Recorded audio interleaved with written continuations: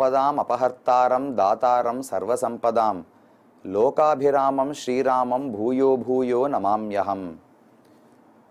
பகவான் ஸ்ரீராமன் இந்த உலகத்திலே அவதரித்து எத்தனையோ அரக்கர்களை தானும் கொன்றார். ஆனால் ஒரே ஒரு அரக்கனை மட்டும் தனக்கு பக்தனாக ஆக்கி அவர் சரணாகதி செய்த போது ராமன் தன்னுடைய தம்பியாகவே ஏற்றுக்கொண்டார். அவர்தான் விபீஷணன் என்று சொல்லப்படுபவர். விபீஷணன் அரக்கனாக பிறந்திருந்தாலும் அரக்கர்களுடைய பண்பு அவரிடத்துல கிடையாதாம்.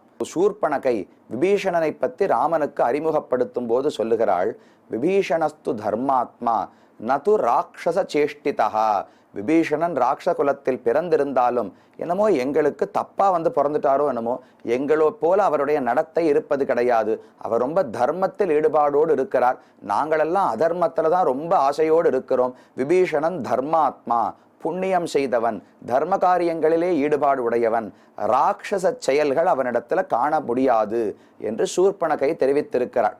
அந்த விபீஷணன் ராமனிடத்துல சரணாகதி செய்தாரோ இல்லையோ, யுத்த காந்தத்தின் தொடக்கத்தில் ராமன் கடற்கரைக்கு விடுகிறார். அந்த கிழக்கு சமுத்திர கரையிலே இருக்கிறார். எப்படி கடலை தாண்ட வேண்டும் என்று ஆலோசனை செய்து கொண்டிருக்கிறார்கள். அந்த சமயத்தில் தான் லங்கையிலே ராவணனுக்கு விபீஷணன் பல உபதேசங்களை செய்கிறார். நீ திரும்பவும் சீதையை ராமனிடத்தில் ஒப்படைத்து விடு, ராமனோடு பகை வேண்டாம், நமக்கு அவருக்கு சண்டை ஏற்பட்டால் வீணா நம் பக்கமும் நிறைய இழப்புகள் ஏற்படும். அதனால் பிரதீயதாம் தாசரதாய மைதிலி பிரசீத ஜீவேம சபுத்திர பாந்தவாக. பிரதீயதாம் தாசரதாய மைதிலி, ராவணா கொஞ்சம் கருணை காட்டு, இந்த சீதையை நீ சமர்ப்பிக்காவிட்டால் ராமன் கண்டிப்பாக நம்மை கூண்டோடு அழித்து விடுவார், ராட்சச குலமே அழிந்து போய்விடும். அதனால் இந்த கோபம் வேண்டாம், திரும்ப சமர்ப்பித்து விடுன்னு பேசி பார்த்தான் விபீஷணன். ஆனா ராவணன் ஏற்றுக்கொள்வதாக இல்லை. ரொம்ப கடுமையாக தாழ்வாக விபீஷணனை பேசிவிட்டான்.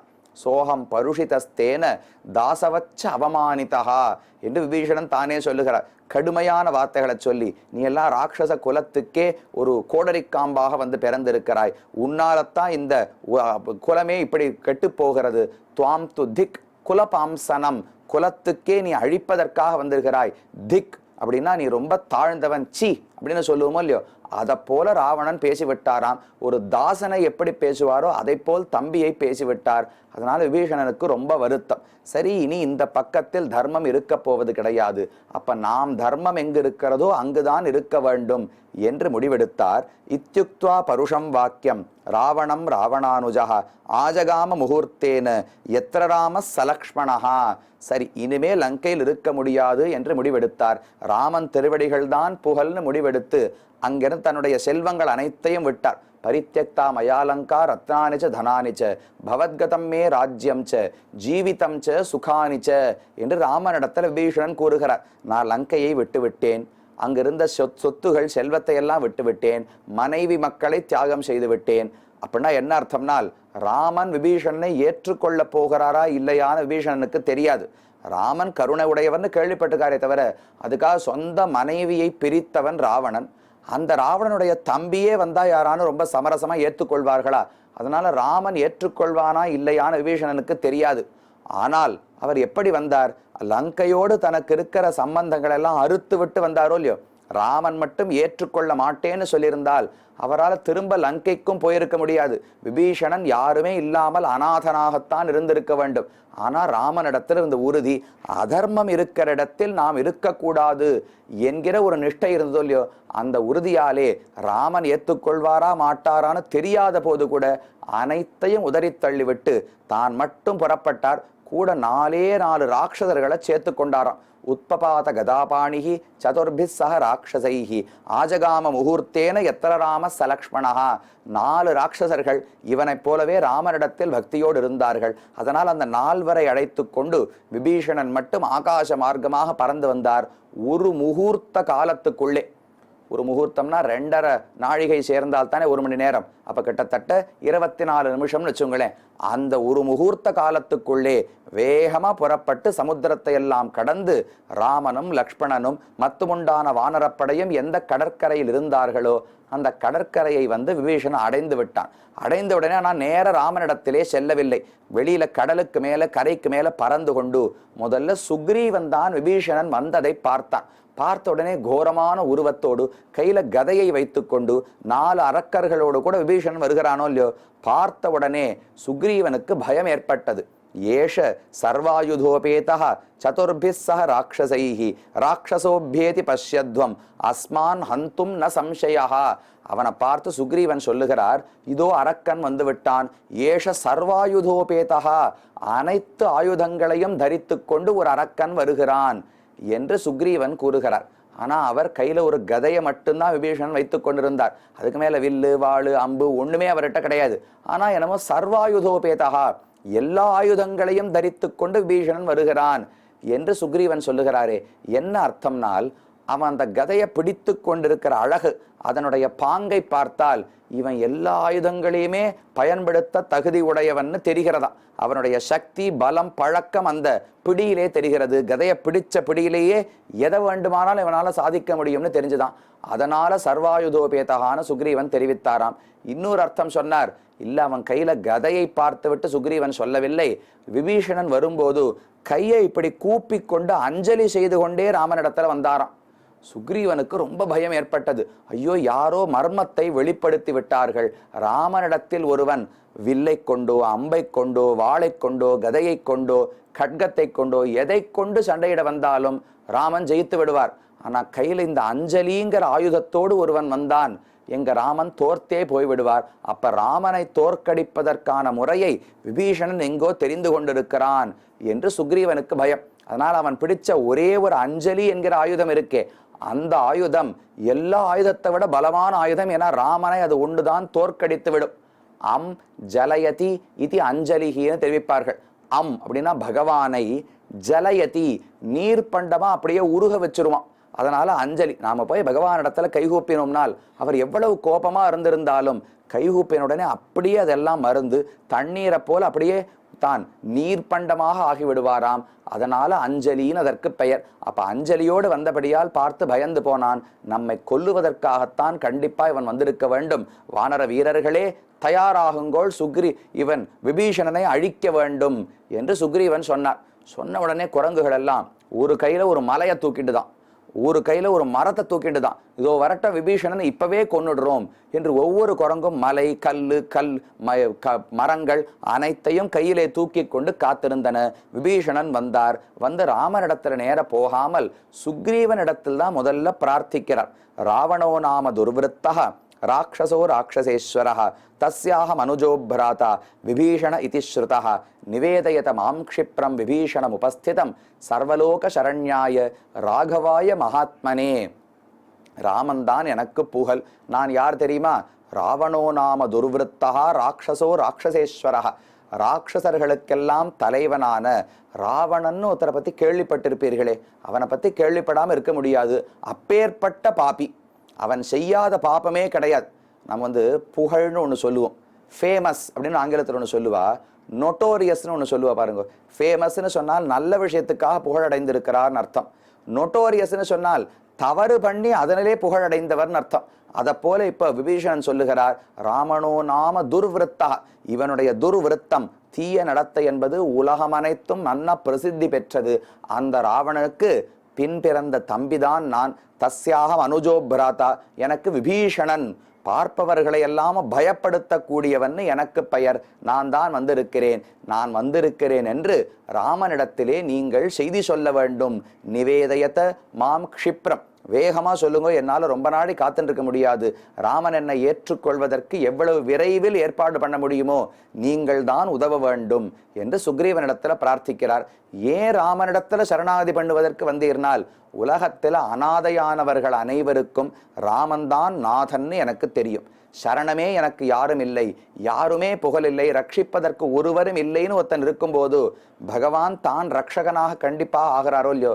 சர்வலோக சரண்யாய, உலகம் அனைத்துக்கும் சரணமாக புகழாக இருப்பவன் பகவான் தான்.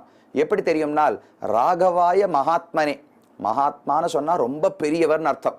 ராகவன்னு சொன்னால் நம்ம போல மனுஷனா பரமாத்மா பிறந்தாரோ இல்லையோ, தசரதனுக்கு மகனாக பிறந்த எளிமையை காட்டுகிறது. அப்ப மகாத்மானா ரொம்ப பெரியவர், ராகவன்னு சொன்னா ரொம்ப எளிமையர், ரொம்ப சாதாரணமா நம்ம கூட பழகுவார். அப்ப மேன்மை எளிமை இரண்டும் ராமனிடத்தில் இருக்கிறபடியால் அவன்தான் சர்வலோக சரண்யன், உலகனைத்துக்கும் சரண்யனாக இருக்கிறார். அதனால் அவரை பற்றுவதற்காக நான் வந்தேன், என்னை பற்றி ராமனிடத்திலே சொல்லுங்கோள் என்று சுக்ரீவனிடத்தில் விபீஷணன் பிரார்த்தித்தார். பிரார்த்தித்தவுடனே என்ன இருக்கணும், சுக்ரீவன் போய் ராமனிடத்துல சொன்னார். ராமனுக்கு ரொம்ப சந்தோஷம். ஏன்னா அவருக்கு எப்படியுமே யார் பக்தன் காலில் விழுந்தாலும் ஏற்றுக்கொள்ள வேண்டும் என்பது ராமனுடைய முடிவு, உறுதி. அந்த உறுதிக்கு ஏற்ப ராமன் நடந்து கொண்டிருக்க வேணுமோ இல்லையோ. ஆனா அவ்வளவு எளிதாக ஸ்மூத் அப்படின்னு சொல்றாளோ இல்லையோ ஆங்கிலத்துல, அவ்வளவு எளிமையாக ஏற்றுக்கொள்ள முடியவில்லை விபீஷணனை ராவணனால். அதுக்கு நடுவுல பெரிய வாதம் நடந்தது. சுக்ரீவன் நேர விபீஷணனை பற்றி சொல்லுவதற்காக போனார். ராவணேன பிரணிகிதம் தமவேகி விபீஷணம் தஸ்யாகம் நிகிரகம் மன்யே க்ஷமம் க்ஷமவதாம் வர. சுக்ரீவன் முதல்ல போய் சொல்லுகிறார், ராமா இதை போல விபீஷணன் ஒருவன் வந்திருக்கிறான், எனக்கு என்னமோ இவன் ராவணனால் அனுப்பப்பட்டுதான் வந்திருப்பான் என்று தோன்றுகிறது. ஏன்னா நம்முடைய பலம் என்னன்னு தெரிந்து கொள்ள வேண்டும், பலவீனங்கள் என்னன்னு தெரிந்து கொள்ள வேண்டும். உள்ளேயே இருந்து எப்படியாவது சதி செய்து நம்மை கவிழ்த்து விட வேண்டும், கொன்றுவிட வேண்டும்னு ராவணன் யாரையாவது அனுப்பி இருக்கலாம். அதனால் இந்த விபீஷணனை நாம் நம்பக்கூடாது, இவனை திரும்ப அனுப்பிவிட வேண்டும், ஏற்றுக்கொள்ள கூடாது என்றுதான் சுக்ரீவன் பேசவே தொடங்குகிறார். அதுக்கு மேல சொல்றார், வத்தியதாம் ஏஷ தீவிரேன தண்டேன சச்சிவை சக ராவணஸ்ய நிருஷம்சஸ்ய பிராதாஹ்யேஹ விபீஷணஹா. ராமா இவன் அப்படியே விடக்கூட அனுமதிக்க கூடாது. நம்மிடத்த சரணம்னு வந்திருக்கிறான், பொய் சொல்லித்தான் வருகிறான், ராவணன் தான் அனுப்பி இருப்பான், அதனால் இவனை ஏற்றுக்கொள்ளக்கூடாது என்று முதல்ல சொன்னார். அப்புறம் சொல்லுகிறார், ஏற்றுக்கொள்ளாது மட்டும் கிடையாது, இவரை இப்படியே சிறை பிடித்து நன்னா சித்திரவதை செய்து கொன்றுவிட வேண்டும். அப்படின்னா தானே ராவணனுக்கு ஒரு பயம் வரும். சொந்த தம்பியையே அனுப்பி நம்ம இடத்துல வேவு பார்த்து நம்முடைய பலவீனங்களை எல்லாம் தெரிந்து கொள்வதற்கு ராவணன் முயன்றால் வத்தியதாம் ஏஷ தீவிரேன தண்டேன, ரொம்ப தீவிரமான கடுமையான தண்டனையை கொடுத்து இப்போதே விபீஷணனை கொன்றுவிட வேண்டும். ஏன்னா இவன் யாரு, பிராதா, ராவணஸ்ய பிராதா, கொடுங்கோல், நிறைய பாபங்களை செய்தவன் ராவணன், பொல்லா அரக்கன் என்று ஆண்டாள் தெரிவிக்கிறாளோ இல்லையோ. நிறைய கொடுமையில் கடுவிசை அரக்கன், சுரிகுழல் கனிவாய் திருவினை பிரித்த கொடுமையில் கடுவிசை அரக்கன்னு ஆழ்வார் தெரிவிக்கிறார். கொடுமை, அதர்மம் செய்யணும், ஏதோ ஒரு தவறு காரியம் செய்யணும்னால் அதுல ரொம்ப உற்சாகம் உண்டா ராவணனுக்கு. நல்ல காரியம் பண்றதுல உற்சாகம் இருந்தா புண்ணியமாவது கிடைக்கும், தீய காரியத்தில் உற்சாகமா இருந்தா வேகமா நம்முடைய அழிவை நோக்கி செல்லலாமே தவிர எந்த நன்மையும் கொடுக்காது. அப்ப அந்த ராவணன் அவனுடைய தம்பிதான் இந்த விபீஷணன். தம்பின்னு சொன்னால் இப்போ அண்ணன் நன்னா படிக்கிறார்னு வச்சுங்களேன், ஒரு பள்ளிக்கூடத்துல அண்ணன் படிக்கிறார். அப்ப தம்பியும் அதே பள்ளிக்கூடத்துல சேர்ந்தா என்ன சொல்லுவா, உங்க அண்ணாவே ரொம்ப நன்னா படிப்பான், அவனை போல நீயும் நன்னா படிப்பியே அப்படின்னு எல்லாருமே கேட்க ஆரம்பிச்சிருவா. அதே போல இப்ப சுக்ரீவன் சொல்லுவது, ராவணன் எவ்வளவு பெரிய பாப்பின்னு நம்ம எல்லாருக்கும் தெரியும். அவன் எந்த வயிற்றிலே கர்ப்பவாசம் இருந்து பிறந்தானோ அதே வயிற்றுலதான் இந்த விபீஷணம் இருந்து விட்டு வந்திருக்கிறான். அப்ப ராவணனுடைய பாப்பமெல்லாம் அந்த கர்ப்பத்துல ஒட்டின்னு இருக்குமோ இல்லையோ, அதே வயிற்றுலதானே இவனும் வாழ்ந்திருக்கிறான். அப்ப ராவணனுடைய தீய சிந்தனையும் இவன்கிட்ட ஒட்டின்னு இருக்கும். இவனே தானும் அரக்கன், இவனுக்கும் தீய சிந்தனை உண்டு. அப்ப ராவணனை விட இவன் தான் மோசம். ராவணனாவது மூத்த பிள்ளை, அதனால அவன் தவறுகளோடு இருந்தான், தீமையோடு இருந்தான். ஆனா விபீஷணனுக்கு ராவணனுடைய தீமையும் சேர்ந்தது, தானாவும் தீயவனாக இருப்பான். அதனால் இவனை ஏற்றுக்கொள்ள கூடாது, இப்பவே சித்திரவதை செய்து கொன்றுவிட வேண்டும் என்று சுக்ரீவன் நானும் பேச தொடங்கினார். அப்ப ராமனுக்கு பட்டு போச்சு, நேர அவனை ஏற்றுக்கொள்ள வேண்டும்னு சொல்ல முடியலையே. அப்ப ராமன் சுக்ரீவன் பேச்சை கேட்டு என்ன செய்தார், மனசு மாறிவிட்டார்னால் அவ்வளவு எளிதாக ராமன் விட்டு கொடுக்கவில்லை. சுக்ரீவன் பேசி முடிச்ச உடனே மற்ற வானரர்கள் எல்லாம் இருப்பாளோ இல்லையோ, அவர்களிடத்துல ராமன் அபிப்பிராயம் கேட்கிறார். சுக்ரீவன் தன்னுடைய கருத்தை சொல்லிவிட்டார். உங்களுக்கெல்லாம் என்ன கருத்து, ஜாம்பவான், அங்கதன், ஹனுமான் இவர்களிடத்திலெல்லாம் ராமன் கேட்கிறார். அவரவர்கள் சொல்லுகிறார்கள். அங்கதனுடைய கூற்று, சத்ரோ சகாஷாத் சம்பிராப்தா சர்வதா சங்கியேவகி விஸ்வாச யோக்கிய சகசா ந கர்த்தவ்யோ வீஷணஹா. அங்கதனும் அதே போலத்தான் சுக்ரீவனைப் போலவே தெரிவிக்கிறார். இவர் எதிரியினுடைய பக்கத்திலிருந்து திடீரென்று மாறி வந்திருக்கிறார். அதனால் இவரை உடனே நம்பி இவருக்கு பொறுப்புகளை கொடுத்து நாம எப்படி வியூகம் அமைக்கிறோம், எப்படி சண்டையிடப் போகிறோம் என்பதெல்லாம் இவருக்கு தெரியக்கூடாது. காலப்போக்கில் இவரை நிறைய பரீட்சை பண்ணி பார்த்து, இல்ல ராவணனுக்கு விசுவாசியாக இல்லை, நமக்குத்தான் விசுவாசத்தோடு இருக்கிறார்னு தெரிந்த பிறகுதான் இவரை நாம் நம்பலாம். எதிரி சத்ரோ சகாஷாத் ஆகதா, எதிரியினுடைய கூடாரத்திலிருந்து வந்தபடியால் விபீஷணனை நம்பக்கூடாது என்று எனக்கு எண்ணம் என்று அங்கதனும் சொல்லிவிட்டார். அடுத்து ஜாம்பவான் வந்தார். பத்த வைராச்ச பாபாச்ச ராட்சசேந்திராத் விபீஷணா அதேசகாலே சம்பிராப்தா சர்வதா சங்கியதாமயம். அவர் அடுத்து சொல்லுகிறார், எப்ப வந்தான்ங்கிறதையும் பார்க்கணுமோ இல்லையோ, எங்கிருந்து வந்தான்கிறத அங்கதன் சொன்னார். எதிரியினிடத்திலிருந்து வந்தான், அதுவும் பத்த வைரம். ஒண்ணு ஒரு முறை ஏதோ பாபம் செய்தவன் மட்டும் கிடையாது, ராமனுக்கு தீங்கு விளைவிக்க வேண்டும், அவனை துன்புறுத்தனம் அழிக்கணுங்கிற எண்ணமே உடையவன். இப்ப பத்த வைராச்ச பாபாச்ச ராவணாதிக ஆகதா, அப்படிப்பட்ட ராவணனிடத்திலிருந்தான் இவன் வந்திருக்கிறான். அதனால் சர்வதா சங்கியதாமயம் அதேசகாலே சம்பிராப்தா, வந்த இடத்தையும் காலத்தையும் பாருங்க. இப்பதான் யுத்தம் நடக்க போறது, சரியா யுத்தத்துக்காக கடற்கரைக்கு நாம எப்ப வந்து சேர்ந்திருக்கோமோ அந்த சமயத்துக்கு தானா விபீஷனுக்கு ஞானோதயம் ஏற்படணும். ராமன் அயோத்தியில் இருக்கும் போதே ராவணன் தீயவன் புரிந்து கொண்டு வந்து சரணாகதி பண்ணிருக்கலாம் இல்லையா? சூர்பனகை காது மூக்க அறுக்கப்பட்டாள், ஜனஸ்தானத்துல 14,000 பேரையும் ராவணன் கொன்று விட்டான், ராமன் கொன்று விட்டார் என்று கேள்விப்பட்ட உடனே, ஓ ராமன் தான் புருஷோத்தமன் பரமாத்மா, அவன் திருவடிகளில் தான் வாழ வேண்டும்னு தெரிந்து விபீஷணன் வந்திருக்கலாம். அப்பெல்லாம் வரலையாம். சரியா எப்ப தங்கள் நகரத்துக்கு மேல தாக்குதல் ஏற்பட போகிறதோ, கடற்கரை வரைக்கும் வானரப்படை வந்து விட்டதோ, அந்த சமயத்துக்கு பார்த்து வரான் பாருங்க.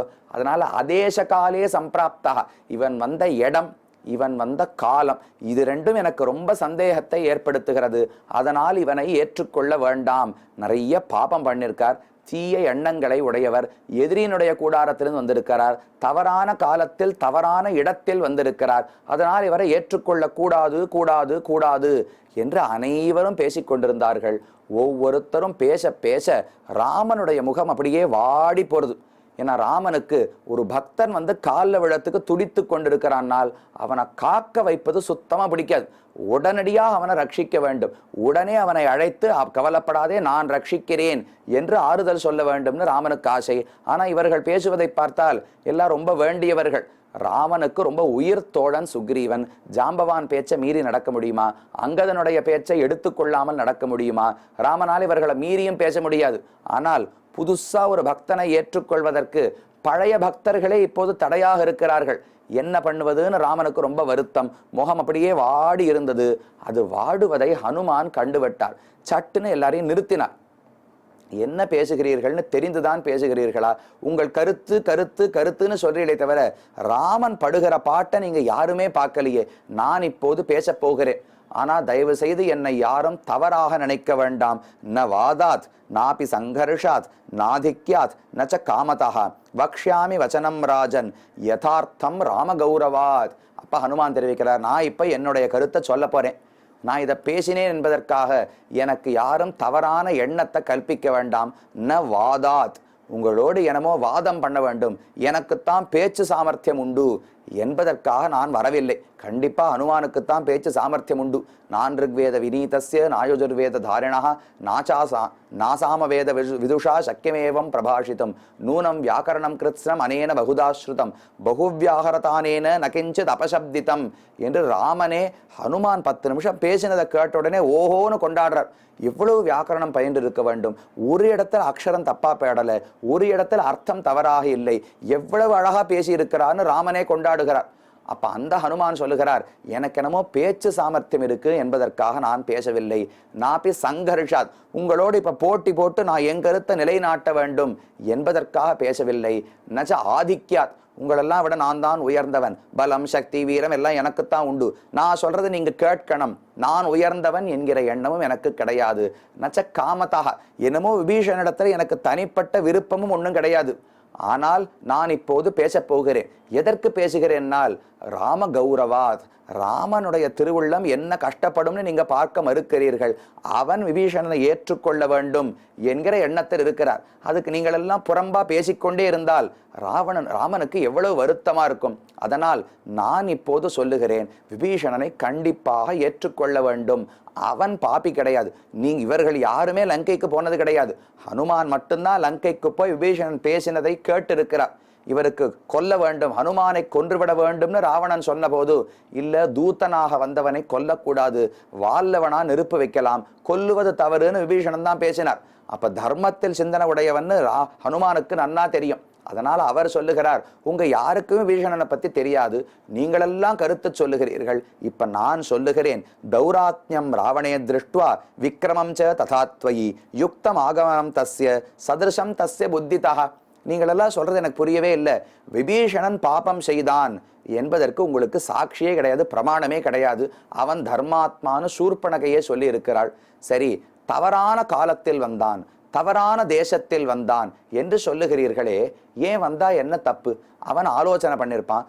ராவணன் தௌராத்மியம் ராவணே திருஷ்டுவா, ராவணனிடத்தில் இருக்கிற தீமைகள் அதையும் ஒரு புறம் பார்த்து, ராமனிடத்தில் இருக்கிற விக்ரமம், எவ்வளவு பெரிய வீரன், எவ்வளவு பெரிய பராக்கிரமசாலி ராமன்னு பார்த்த உடனே யாருக்குமே இந்த புத்தி இயல்பாக வந்துவிடுமே.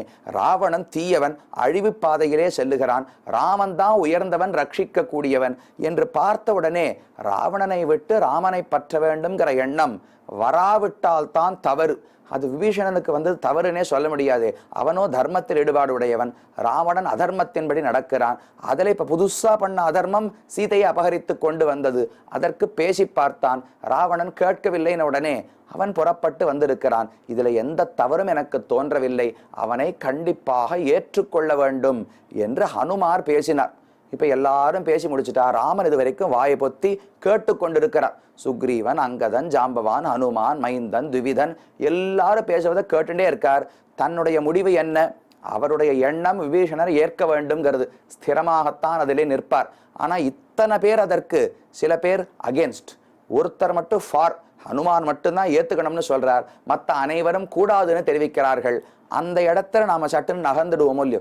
நாம் எடுத்த உறுதியிலிருந்து இத்தனை நண்பர்களும் நலன் விரும்பிகளும் ஒரு கருத்தை சொன்னால் அதை ஏற்றுக்கொண்டு நம் பாதையிலிருந்து பிறழுவதற்கு வாய்ப்புண்டு.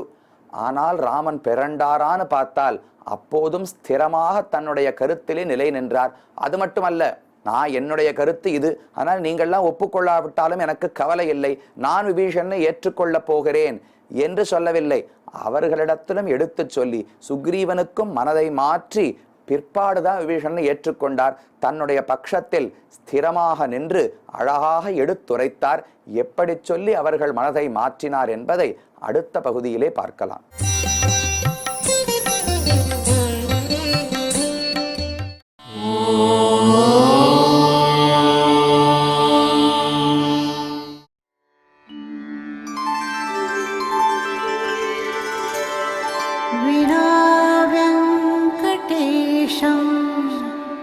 ननाथो ननाथः सदा वेङ्कटेशं स्मरामि स्मरामि। हरे वेङ्कटेश प्रसीद प्रसीद, प्रियं वेङ्कटेश प्रयच्छ प्रयच्छ।